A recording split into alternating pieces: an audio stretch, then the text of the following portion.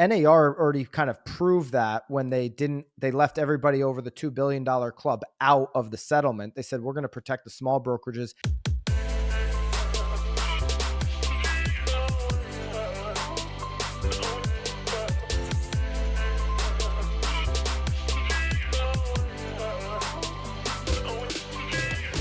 This is Byron Lazine and Nicole White, and you are tuned into episode 355 of The Real Word. Word is up. All right, Nicole, we've got a battle brewing between Compass on one side, particularly CEO Robert Reffkin and others, but that's the biggest name on one side of this clear cooperation debate. And on the other side, we have Zillow, we have NAR, we have many other brokerages in support of obviously clear cooperation. So we have some interesting sound bites to play you from the Compass earnings call just last week. Compass CEO actually called out NAR on this earnings call. We're going to listen to it together, then react to it here live. Then we'll go over to some of the information that Zillow has been pushing out, even from Nicole, their CEO. So it's like Jeremy Wacksman, the newly named last year CEO of Zillow. It's on his agenda. It's top of his list to be putting out information to promote Zillow's agenda. You're seeing, obviously, Compass CEO Robert Reffkin. We're going to listen to this. He's talking about it. It's not just like it's a company-wide thing. It is at the very top of these companies. Shows you how important this issue is for the future of the industry. And then, Nicole, this is something that's in your wheelhouse. There's a BAM article that we're going to get into, and this is digging into some recent Zillow data.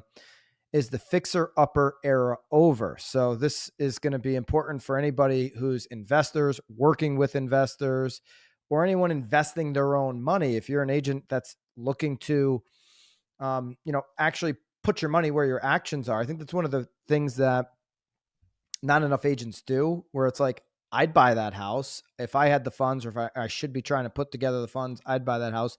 But is the fixer-upper era over? There even any opportunities out there? I think some of the data around that is going to be surprising to those that stick around here to the end of the pod for that. By the way, a whole bunch of you guys here on BAM that listen to this pod are not actually subscribed to the channel. So go down, hit subscribe if you're on YouTube, to the Now BAM YouTube channel. It's the best way to support what we're doing here at BAM for the YouTube channel in particular. All right, Nicole, Compass CEO has called out NAR. This is during their earnings call. So this isn't like you and I being critical of NAR, or me putting out an Instagram post about what NAR is doing right or doing wrong. This is Robert Reffkin, CEO of Compass, putting it on the record. There is no more important record for a publicly traded CEO than their earnings call. That's as high on the ranking of putting something on the record as it gets. These CEOs are being analyzed for every word. It's like when Jerome Powell goes up for the presser after they make the decision to cut the rate or not cut, when they have the FOMC meeting, he goes in front of the press, and the press and the investors meaning Wall Street, pick apart every word he uses, the tone. Is he alluding to something that they didn't say in writing? What's really behind the press release written words, and they pick it apart. Well, investors, somebody that's going to invest potentially in Compass stock, which has done quite well over the last, I'd say over the last year, they're up 174% in the past year. That's quite well. They're doing quite well on the stock. Investors are going to pick apart every word that the CEO, Robert Reffkin, says. And so this is the highest level of being on the record that he possibly could be. 8 minutes in, he takes a missile launcher and points it directly at the National Association of Realtors. Let's jump in, Nicole, and then both of you and I will both react. I'd love to get your reactions in the comments. Let's listen in 8 minutes, about 22 seconds into the Q4 financial result earnings call from Compass CEO, what he says about NAR is shocking. As we look to 2025 and beyond, the gap between Compass and the industry will only accelerate, driven by what I see is the beginning of a structural change in the brokerage industry that will favor Compass. The structural change is driven by the fact that NAR will no longer be able to have anti-competitive rules that prevent large brokerages and top agents from competing freely and gaining market share. Specifically, since NAR's revenue model is based on the number of agents in the industry paying dues, I believe they don't want large brokerages and top agents to gain market share because it would result in less agents in the industry and less revenue from agent dues. NAR's rules artificially prompt up the least experienced agents and the smallest brokerages, resulting in the number of agents in the U.S. increasing nearly 100% since the year 2000, while during the same time period, the U.S. population grew only 20%, and the number of annual home sales declined by 20%. However, post-NAR settlement, as of August 17th, with the MLSs no longer requiring listing agents to pay buyer agents, and NAR's clear cooperation policy no longer being enforced in nearly half of our markets as MLS CEOs increasingly realize the liability they face from enforcing this anti-competitive policy. The artificial market restraints that limited market share gains for the best agents and the best brokerages are now gone. Let's pause there. Nicole, particularly the comments Reffkin made about NAR and why he believes the model is set up the way it is. Yeah. Your reaction? Well, I mean, he's a smart dude, so Clearly. I feel like I can't necessarily disagree with him, right? I mean, I feel like he knows probably a lot more about the industry than like I can even pretend to know. It's interesting though, because in listening to that, like he's talking about how NAR wants numbers, but in my mind, a lot of brokerages want numbers too. So, because he's talking about the top brokerages, I mean, I think we could all agree that probably like the big conglomerates there are needing numbers too. So I guess I'm a little surprised to hear this sort of version of him believing that it's NAR that is holding back brokerages and top agents from growing. I don't know. I've never really thought of it in that regard before. Hey guys, thank you so much for checking out the pod. We're going to get you right back. We recently just transferred our BAMX platform over to School, the #1 education and community platform in the world. No more Facebook spam. All of our content is uploaded there. If you want to join the thousands that have already done so using BAMX to elevate their business, just hit the link down below or go to school.com/BAMX. Now let's get back to today's pod. Yeah, he's positioning this data to support what he believes to be, their competitive advantage, they meaning Compass, the competitive advantage over the marketplace, that there is more experience, that there is a higher level of agent. You see a lot of brokerages now leaning into this, like, EXP's tagline right now is where the pros go. That's also a shot directly at their #1 competitor to their model, Real. They're trying to take a shot at Real brokerage with that. And there's nothing wrong. I'm not saying there's anything wrong with that, right? With that, I'm just saying that's part of it too. Yeah. Saying, hey, the pros are over here, and so anyways, Compass, going back to Reffkin, leaning into like, we have this massive level of experience. We're a higher level of service. This new, free market of, no restrictions from the MLS of tying you into a buyer broker offer and enforcing that is beneficial to those higher level agents. And in turn, it's beneficial in his mind to Compass. Right. Now, I would agree with you that every brokerage, whether you're a newer model, or a more traditional model, if you're one of these big brokerages, agent count is something that comes up on these earnings call. Listen to an EXP Real earnings call. Listen to, the entirety of a Compass earnings call. Listen to the entirety of other earning anywhere. Agent count is something that they all talk about. Yeah. And so to your point, it's definitely something that these big brokerages want. They want to increase agent count. They want to show the market on a 90-day cycle that yes, we're an attractive place to go, and the more agents that we're able to attract, the more business in the future that we're going to be able to do, the more revenue and ancillary product and profits we're going to be able to produce for our shareholders. Okay. But that model is one that they adopt to me, from the top. And if the model was, decades ago from NAR, like, it's going to be a really hard industry to get into. We're not going to have a lot of, we're going to have a lot of friction to get in because there's going to be a lot of education required, which means we're not going to have a lot of agents. Then I think you would have seen brokerages that would support, okay, that reality, because they're making business decisions, meaning they're not going to open up a whole bunch of different offices. They're not Right. going to have a whole bunch of different brick and mortar in every single town. Like, one of the towns that you and I operate in, we have there's a CB office. Like, if you're listen, I've got a lot of friends at CB. CB is a great company. CB is in certain parts of the country, our market being one of them. They have an office 10 minutes, in another town 10 minutes away. Both directions. But in order to recruit more agents, they open up an office 10 minutes away. The last week of December, they went on a New York Yankees spending spree, spent over $150,000 on agent signing bonuses. Everybody knows what CB is doing out in the market right now with the sign-on bonuses. Give an agent $30,000. They go sign 8 agents in a week, start a new office.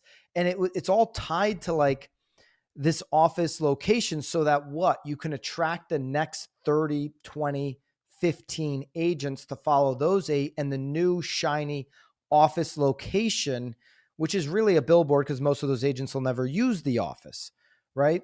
And so if you were really, as a brokerage, focused on, I've got to get only top, not one agent who did $8 million one year, never did 8 million for the rest of the year combined, and there's no track record of being able to do 8 million in the future, you wouldn't go buy that agent for 20, 30 grand. If you really had to focus in on what Revkin is saying is like the top agents or Right. whatever the case may be, and you wouldn't be opening all these offices, especially when you have one 10 minutes away in towns that these towns that we're talking about, without mentioning the names, do not have big populations. These are very small, average population, below average population towns when you look at other parts of the country.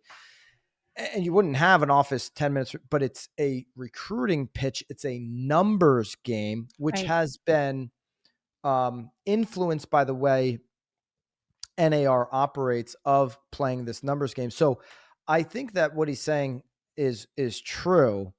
NAR's revenue model is designed to benefit from a high number of agents paying dues. Okay. And I've said that for many years. I do believe. Yeah, I mean, I'm not disagreeing with him model in that is sense. I guess theirs. I'm just thinking, like, now what you're saying in terms of like NAR being sort of like who we're emulating makes complete sense. I'm not disagreeing with him saying that that's not what NAR's doing. I guess I'm just a little confused as to how it's going to now change that CB model now that these changes have occurred. Oh no, the CB model is not going to change, because how else is listen, I love CB. I've got great friend. I just had Jill Biggs, one of my best friends, on Knowledge Brokers podcast. Jill is the number 2 agent Coldwell Banker in North America per last year's numbers. I have phenomenal friends at Coldwell Banker. I love anybody listening from Coldwell Banker. I love all you guys, and I Love them. love them. The fact is, if Coldwell Banker is not paying $40,000, $30,000 sign-on bonuses, they're not going to attract agents, and they're not going to be able to say, because what else would you be going, like, honestly, what else would you be going to CB for if you don't have that little kicker up front? Right. over any other like why make the decision to leave if you're at a traditional brokerage? I guess I'll say it better so I don't get killed in the comments. Mm-hmm. If you're at a traditional brokerage, why would you take on the disruption of leaving Right. to go to another traditional model when you know you're going to have a 3 to 6 month disruption in your business For and the sure. branding and changing everything and all of that stuff that goes into it online without the kicker to basically you're going to lose money on a transition. So the kicker there, the sign-on bonus gives you the cover over those 3 to 6 months. Nobody taking a sign-on bonus is giving themselves a $30,000 raise. Well, you would hope not. Well, no, I'm saying that they're just not getting a $30,000 raise by taking a $30,000 sign-on bonus. It's just not reality. Well, no, but I think a lot of people aren't in reality though. They're Well, thinking people like, taking them "Eh." are taking time off. Yeah, Yeah, people take and they basically hurt their business yeah. more than they help it. Or they They don't use it to realize, spend on something else instead yeah, of yeah, a bunch of this money goes to taxes. If I really want my business to grow and not have this 3 to 6 month gap, I got to invest all that money, usually plus some, back into the business. This is a business. Being a real estate agent, you got to invest, invest, invest. right. And so, anyways, to answer your question, no, Coldwell Banker's not going to stop doing that. That's their number one attraction tool. Um, and so that's a big brokerage. That's a big name, Coldwell Banker. Okay. Compass, big name. We've got these big brokerages. What Revkin is saying is, and you see a very experienced, high producing agent go to these, a CB, a Compass, Of other course. brands. What Revkin said in here is NAR's rules are artificially propping up the least experienced agents and the smallest brokerages. I mean, could you argue that when they settled, they protected all of the small brokerages, those little independent brokerages across the country? And you see this a lot at local boards. The small independent brokers who don't drive a lot of market share because they're small and independent get involved in the boards and in the committees, and they make a lot of decisions, and they will oftentimes put barriers in the rules that they influence against teams growing fast in a market or big brokerages or what have you. And so he says NAR's rules have artificially popped up least experienced and smallest brokerages, resulting in the number of agents in the U.S. increasing nearly 100% since the year 2000, while during the same time period, U.S. population grew only 20%. I don't know if we caught that when we listened. The number of agents increased 100%. The U.S. population grew 20%. Now, I would argue that population growth has also come with the largest generation is millennials, and they've aged into home buying years. So there's a bigger demand on age ready buyers, but the number of annual homes, he would argue here to finish his quote, sales declined by 20%, which is also true because of the affordability issues. Okay. So anyways, on that, NAR protects smaller brokerages. I mean, from a local board perspective, this is just my experience with local boards. NAR already kind of proved that when they left everybody over the $2 billion club out of the settlement. They said, we're going to protect the small brokerages and not these big brokerages over 2 billion who have paid into the kitty over years. It's where you're going to see these bigger brokerages, the $2 billion club that hasn't yet settled. That isn't under the two, you're going to see lawsuits coming from them on NAR because they're saying, hey, wait a minute. We've supported you and our agents have paid X amount of dues, and they do the math and they're like, this is crazy. You didn't support us. So NAR has already shown that they support smaller brokerages over that $2 billion plus club. But on the local boards, I've also seen evidence that the local boards will try to protect those smaller companies and hedge against the bigger companies getting too big and too powerful because there's a power war between the two. Do you feel, Nicole, in your experience, that smaller brokerages, independent shops have gotten more protection locally? And I'd love in the comments for you to tell me what you guys see in your markets. Well, I think I think I have to agree with you though. I think even in our local boards, a majority of them are small mom and pop shops that are on them. that are Yeah. active. Yeah. And I mean, again, correct me if I'm wrong. I'm pretty certain we had to change our team name too because of maybe some small little brokerage that wasn't happy with team Oh, it was a nothing business. I mean, operating. Yeah. it was a single broker who had We had to was never. spend a lot of money changing our and even just, access to MLS and even just getting your license now and how many team members you have and paying for each of them to be I mean, it turned And into brokerages don't even have to do that. Like in our state, brokerages don't even have to do what teams have to do. yeah, The regulation on teams is absurd.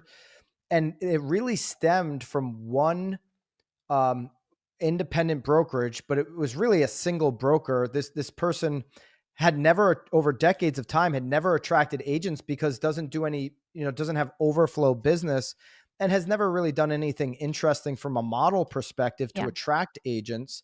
Wasn't a leader in the industry, but had a broker's license and showed up to local board, got involved, and then put together an influence of like, let's go and regulate teams because they're outgrowing these small little independent brokerages.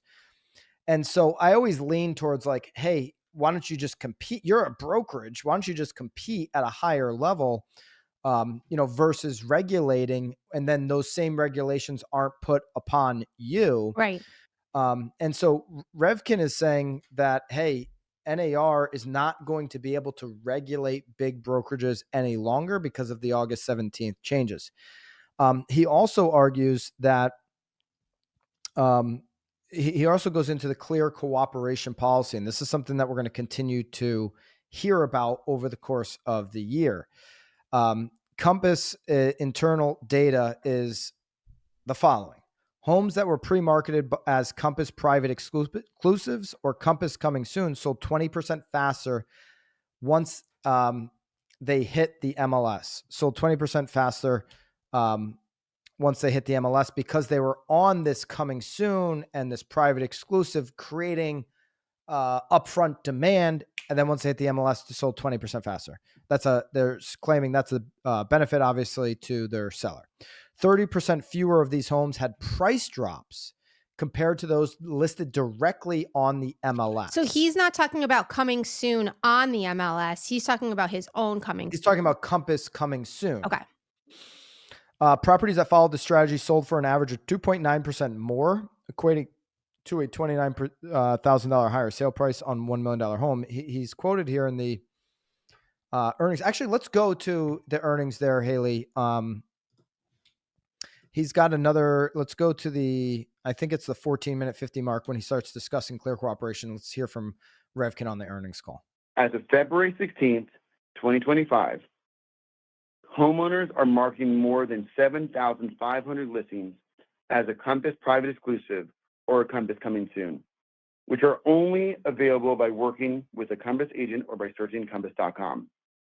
Roughly half of the Compass private exclusives and Compass coming soon listings were above a $1 million list price, with the other half being below the $1 million list price. This shows that this strategy is resonating with homeowners across all price points. Of Compass's 22,138 listings, approximately 35% currently are a Compass private exclusive or Compass coming soon. And we have several markets where this is above 50%. Moreover, we are seeing rapid adoption of the Compass three-phase marketing strategy, with 55% of new listings so far this month of February starting off as a Compass private exclusive or a Compass coming soon. So he's using this data to support reasons why homeowners should have more control in his eye. And this is his view. You could just obviously there's a huge disagreement in the industry on this.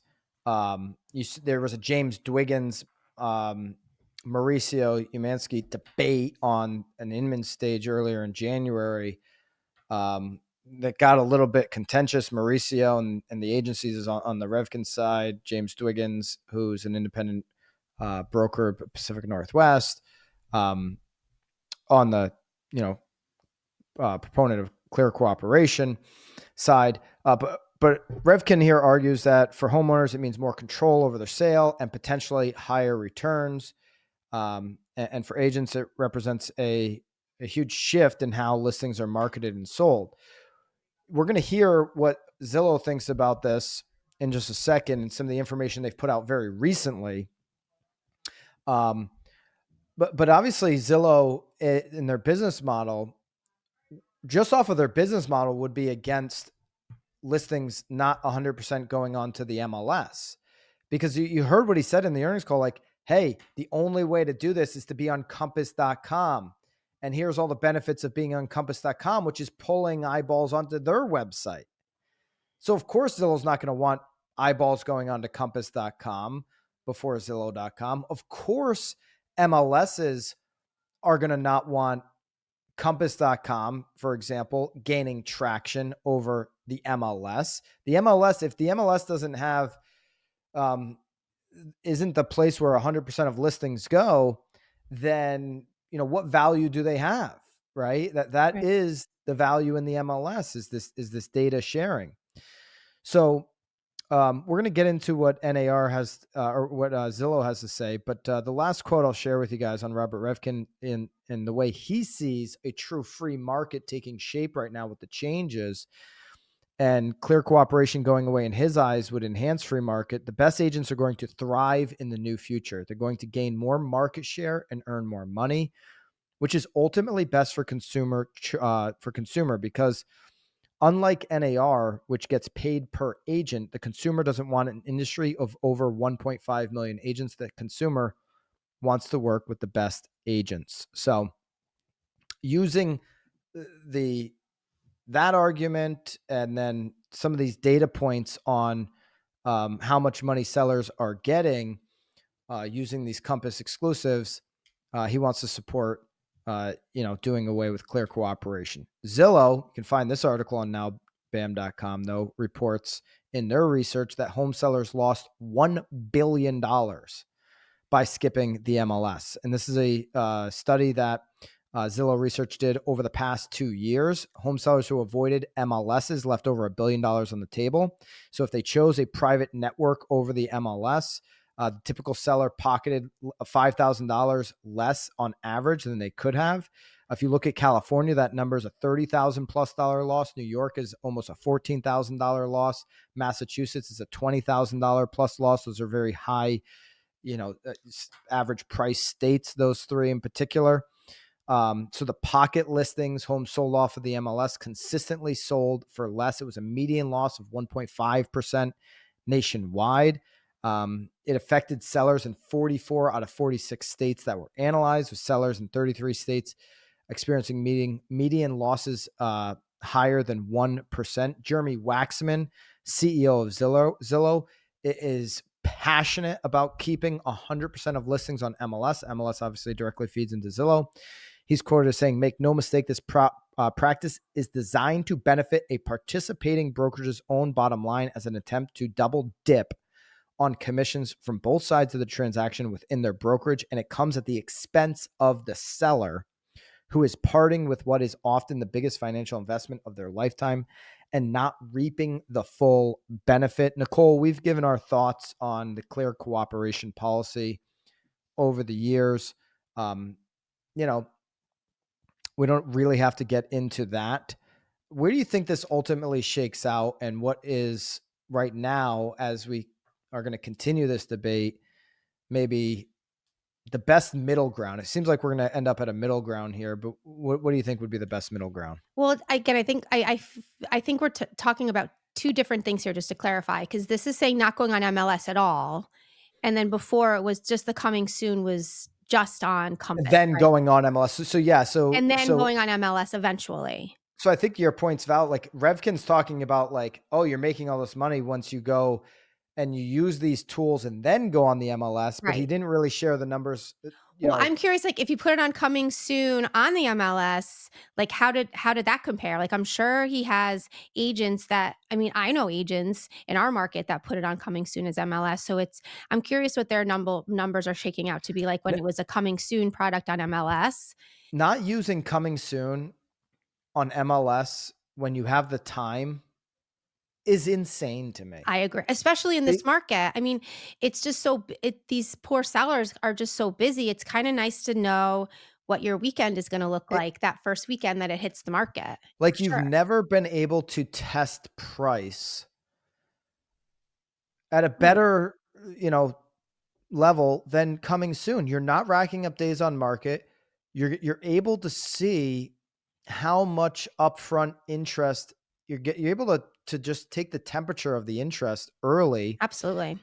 and get a feel for price. And like, there's no rules to not, you can go, okay, coming soon for 10 days. And then on the 10th day, when you go live, you can just lower the price because you've got 10 days of data Right. that would support it. Or maybe you raise the price and shock everybody or whatever, but you've got data to support doing whatever you want at that point. Agents. Our most profitable client is someone we've already worked with, a lifetime client. How do we get more of those? We stay in front of them with value. Delivering cupcakes and drop-bys, that's cute, but continuing to remind those we've worked with in the past how much we're still in the game and how much we're separating ourselves from everybody else is what it's all about. That's where reminder media comes in. Branded, digital, and physical magazines that you can deliver to your clients, and nobody else is doing this. I love the product because you can tell a longer story than a postcard. Just sold or just listed is boring. It goes from here to the trash can. A magazine with the impact you're making on the community, what you're doing to separate yourself from everybody else, and the knowledge you have about the local market, that's something somebody might read, leave on the coffee table, pass it to a friend who's thinking about buying or selling. It's something nobody's doing, and it's a way to stay in front of those that you care about and want to continue to work with for a lifetime. Try Reminder Media and get a BAM sample with the link down below. Try Reminder Media today. You won't regret it. Right. Yeah. I mean, I think I'll still stand by what I've always said. I mean, Jeremy is saying that these sellers have lost out on money, but that was their decision. It was their decision. They wanted to, for whatever reason, not go on MLS. So maybe someone's okay losing out on $20,000 to not be publicly out. I don't know. I mean, I don't know the reasoning, but um, I don't think it's up to Jeremy or I to decide that they have to go on MLS. Yeah, it's hard to tell seller somebody the house that they've put the investment in, taken the risk, built, whatever, um, It inherited from a family legacy, of whatever the case may be, that they are have forced to, to only right. sell it one way. It's very It's hard, very difficult argument. it's really no different than them, like, knowing that the neighbor wants to buy, like, selling to your neighbors, you're probably not gonna get the most amount of money, but, like, he likes his neighbor and he wants to sell to the neighbor and the neighbor wants to buy the house, like, you're gonna tell him that he has to put it on the MLS, like, because he's gonna make more money? Well, that's different, and I nobody know can that it's stop. different. I'm No, just saying though, like, we know that him selling it off market to his neighbor, he's not gonna make as much money either, but that's yeah, what he's yeah, but deciding that's to a different. do. They're never going to be able to stop somebody just doing a private sale to Correct. the neighbor, to their My only friend, or to point is their. that's what they're deciding to do, like, they're deciding Yeah. to do that. Yes. So, I mean, Zillow Group makes it clear in their press release: sellers lose money, so some brokerages can gain. They're making the case that, without saying it explicitly, so I'm Yeah. not going to put words in their mouth, Well, but he's they're making making the case assumptions that, though too that the buyer is coming from somebody from within. That's not always the case either. no, but they're trying to make the case that brokerages are some brokerages are trying to pull the wool over the eyes of sellers for their own personal gain. And here's a quote directly out of the Zillow press release: "Make no mistake, this practice is designed to benefit a participating brokerage's own bottom line as an attempt to double dip on commissions from both sides of the transaction within their brokerage." That is word for word Zillow's press release. And then they go on to say, and it comes at the expense of the seller who is parting with what is often the biggest financial investment of their lifetime and not reaping the full benefit. When Zillow actually surveyed agents, Agents and buyers want listing transparency. They say 97% of agents say it's important to have access to all available listings. 91% of buyers want to have access to all listings for free, according to the surveys that they've done. And it's just, it's a hard thing to debate. If you're a seller and I do believe Don't want to that be on we're MLS. talking about such a small percentage Such of a small. sellers, which Yeah. is why I think it's just a waiver or something that we end up. Well, they already have to sign a waiver if they don't want to They go on already M have to sign a waiver. It's so, I mean, the extreme um, that a Revkin is pushing for seems like it's not going to happen, because it really doesn't benefit Yeah. the large majority of sellers to do something. So, your median priced home, it doesn't benefit them to, if you're a billionaire and you're buying $100 million property, like what is there, 3,000 billionaires in America, something like that. You would Like, know better than okay, me. like literally your marketing, you don't have to go on the MLS. Your marketing can be, let's email 3,000 billionaires and say, I'm selling this. Do one of you guys want to pick it up? Right. I'll leave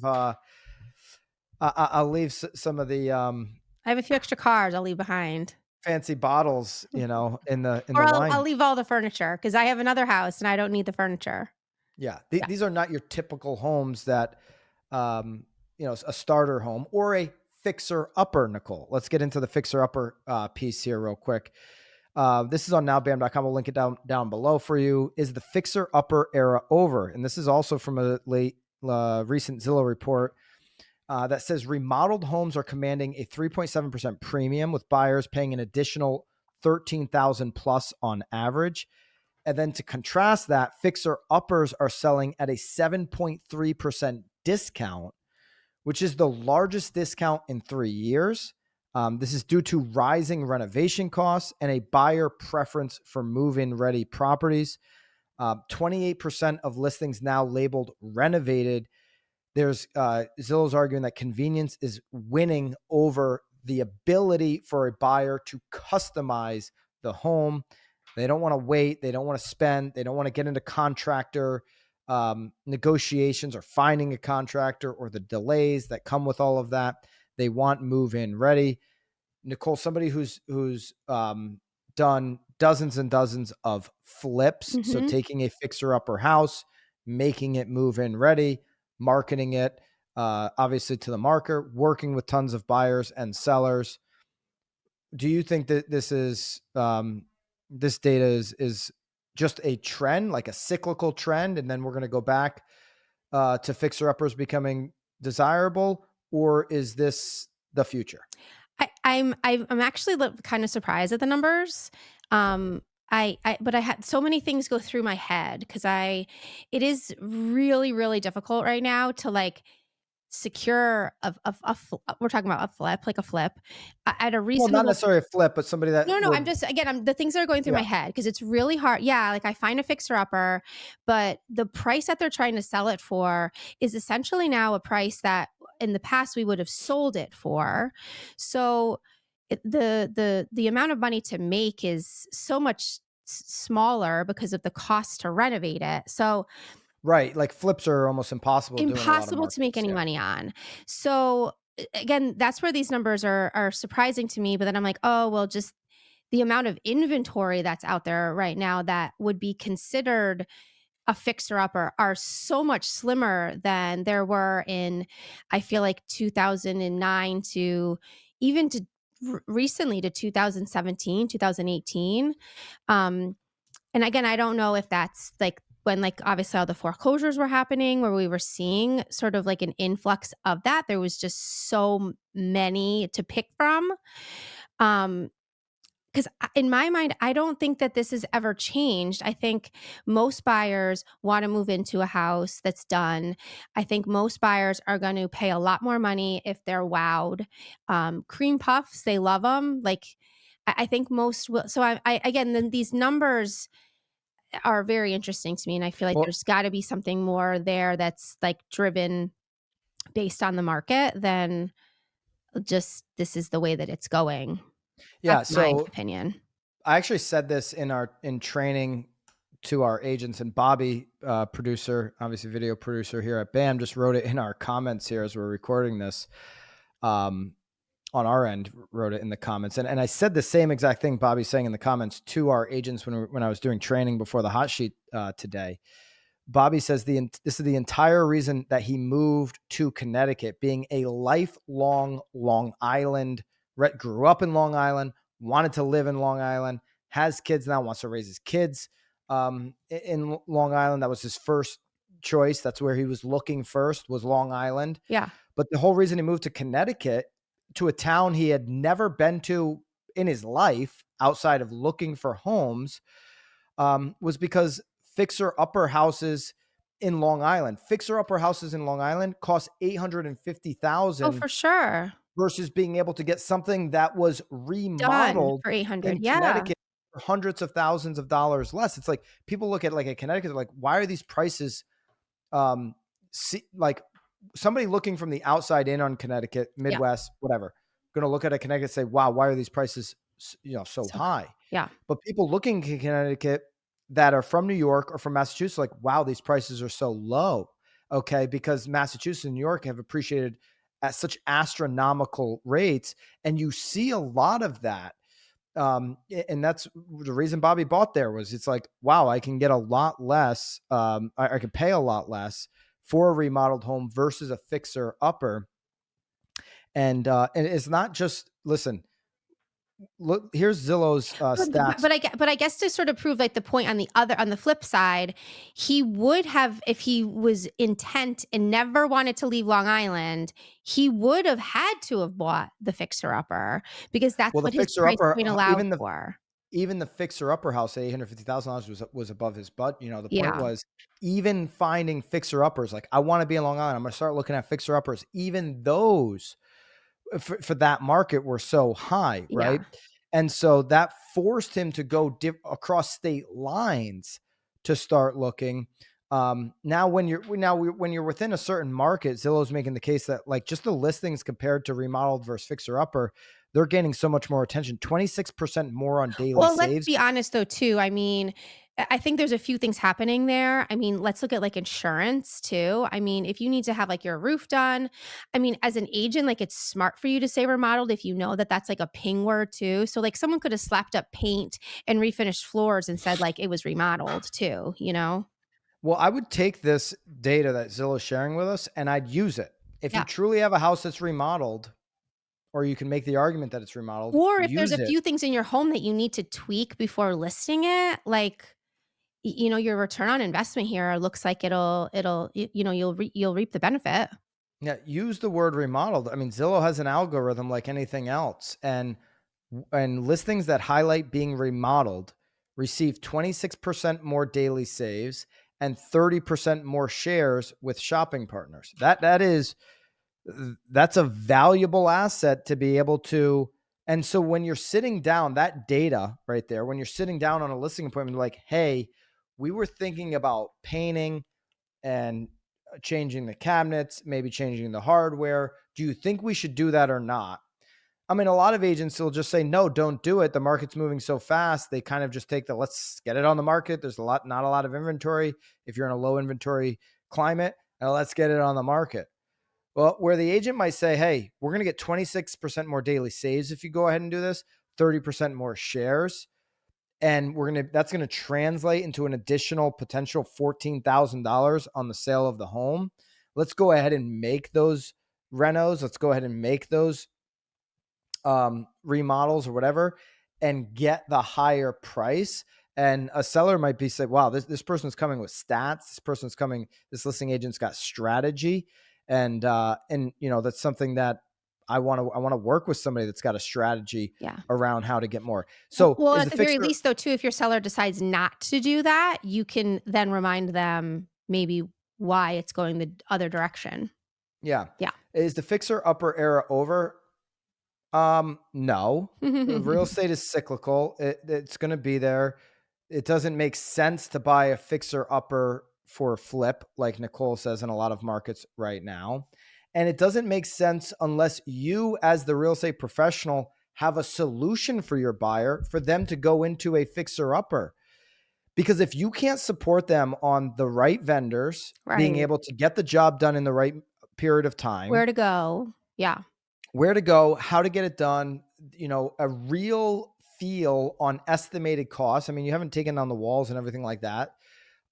Then you should never tell a buyer to go do a fixer upper if you're going to leave all the problems after the closing table on their shoulders.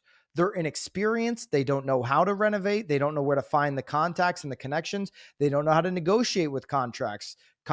They don't know how to hold contractors accountable. Very people that do very few flips don't know how to hold contractors accountable. Contractors are unaccountable for the most part. Right. And so it's very difficult. And if you're an agent that's leaving all those problems on your client, then tell them, hey, fixer uppers are not worth it. Go buy a remodeled house. And that's where you're seeing more of the demand, because it's a very unpredictable thing to get into. Now, what is going to be something that every market is going to need in the future is full rehabilitation, full renovation. Because there's older homes in a lot of parts of the country. There are homes that have been, not had the care and the pride of ownership, and they've fallen apart quite literally. And that to keep up with the amount of inventory we need, the rehabilitation, full renovation, not remodel, where you're sprucing it up, but the complete rehabbing of a property, that is something that is a business model that's not going away. You ultimately have to get the property, obviously, at a price that supports that full rehab. So I don't think the era is over. I do think without having a plan and a strategy for your buyer, it can be really bad advice convincing a buyer to go. And this is where, like, Revkin, to tie it all in here on today's pod, like that really high level experience agent who's actually doing this stuff, who's buying houses, who's investing in real estate, who has contractor connections, who's done the work before, who has a feel for what it costs. That agent can put together and demand maybe higher comp because they have a bigger offer, a better strategy for buyers than the one that just doesn't know any contractor, a buyer agent doesn't know anything about renovation, has never done it, doesn't invest their own money. And it's like, okay, I can show you newly remodeled homes and let's go get one of those. Right. There's two different levels there of that game. And I think, if you're in it, being all the way in it, whether you want to have rentals or cash flow or appreciation or not, that's not the thing. But being in it and knowing all of these different attributes of the market is really beneficial to your future of your business, but your clients more importantly. So. All right, Nicole. Great show. Great show. Great show. We got to talk about your favorite topic, All of fixing it. up, fixer upper. Gotta. You know what I think what era is over What is is that? the what are those people? Chip and Dale, Chip and Joanna? Chip and Joanna. I That think there's era is over. They are maybe. over. No, I mean, they're opening up hotels. I mean, let's be honest, they're doing amazing things for Waco, Texas. I knew that would get you riled up, You me saying can't. they No, are no, over. you can't take it. Honestly, you know what I just fell into over the weekend is, oh, what's his name? The El Muso guy. Yeah. Or like the flip off. I mean, With the two wives that look identical. Exactly. Well, what's really interesting and what I really appreciate about it though is like they're giving true numbers. Like they're saying that they're buying this house for $800,000 and it's going to cost them another $500,000 to rent. Like I love that it's like they're not like, hey, it's going to cost me 10 grand. Like it's nice that you're seeing like truly what you are having to spend now to renovate homes as opposed to what it used to be. Yeah. So All right. So I mean, I just said the Chip and I know Joanna thing to get you she's doing riled up. wonderful things in Waco. You got to give her that. Even that entertainment is not over. So Yeah. this era is not over. And, No. and with how short of supply we are in this country, JP Morgan just said recently it's 5 million homes to meet demand. We've heard numbers as low as 2, 7 million, whatever. The fixing, upping, the rehab, the renovations are obviously here to stay, and customization as well. So, all right, there you go. There's your Real Word Pod for this week. Let us know what you think down below. A lot of topics. We dug into a whole bunch here, so there's a lot there. But let us know what your thoughts are. More importantly, love to read all of the comments, and we'll see you guys next time. See you guys.